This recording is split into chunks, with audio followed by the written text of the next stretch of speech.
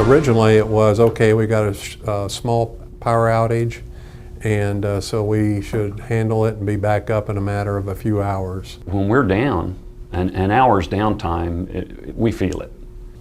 But that wasn't the case. After a few hours passed, it got into many hours, and then I knew people were missing work, we were missing shipments.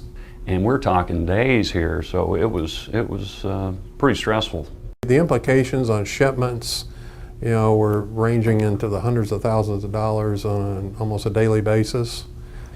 We have customers that depend on us, and what I mean by that is they depend on us to be right there on a certain day at a certain time because they have their own product waiting for our component to arrive so that they can go ahead with their production. Well, the greatest impact is the impact on our employees and our ability to manufacture a product that is extremely in demand at this moment worldwide. Roughly 275 people run around this place, and knowing that many of them are going without paychecks was also a concern. I would like to take a minute to give a little background on a challenging project that was thrown at us because of a storm that came racing through the summer of 2010. The Tuthill plant that we were working at had possibly taken multiple lightning strikes, resulting in 2 manufacturing plants losing all power and just under 300 employees out of work. The management team at Tuthill allowed us to interview them on what actually happened. We started single phasing and turned all of our power off, and one thing led to another, and we determined that we had compromised some electrical lines and blew up a transformer. So I called Storee Construction and immediately asked for help, and they came out and did a full service job on us. And of course I'm freaking out because I know we're behind on sales orders anyway. And they're talking about, this is going to be a few days. Storee, within minutes of calling Storee, they started formulating a plan with me. Corey showed up, and once we had started assessing it, immediately that evening before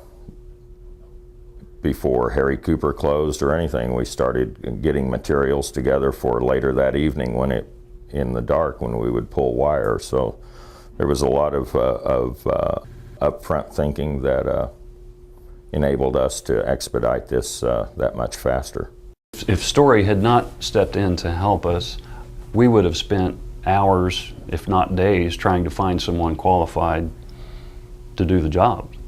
And I can tell you, when I came back and we were operational once again, and I was walking around the plant, one of the consistent messages I heard from folks throughout the facility was how much they appreciated being back to work and how quickly we got things back up. And that was one of the reasons I contacted Storee, just to personally thank him, because it had an impact on me knowing the people here really appreciated all the effort so they could get back to work.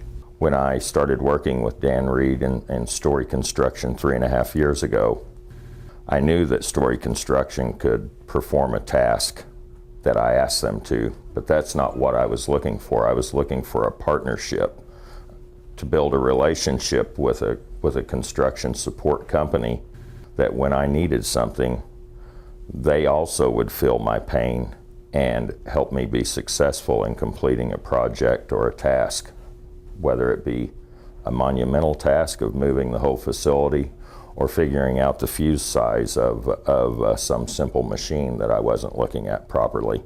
And that's what Storee Construction, down to the bottom employee, they all exhibit a partnership with me that allows me to be successful. Who's going to be there with you and partner when the chips are down and things are tough? For example, with the power outage. I mean, people were working around the clock, and Storee was right there at our side.